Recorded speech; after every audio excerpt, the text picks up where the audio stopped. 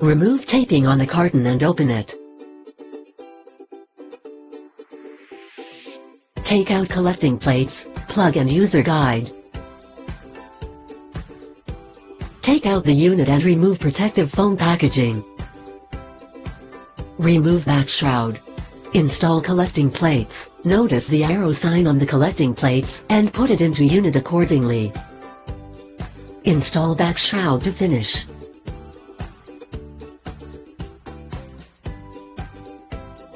Plug in the unit.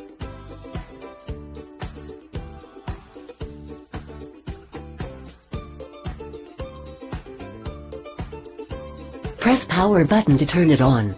Auto mode, display air quality index. Press button to switch to manual mode, display L1. Press button, mid-speed mode, display L2. Press button, high-speed mode, display L3. Press button, turbo mode, display L4. Press button, sleep mode, display off. Long press power button to turn it off.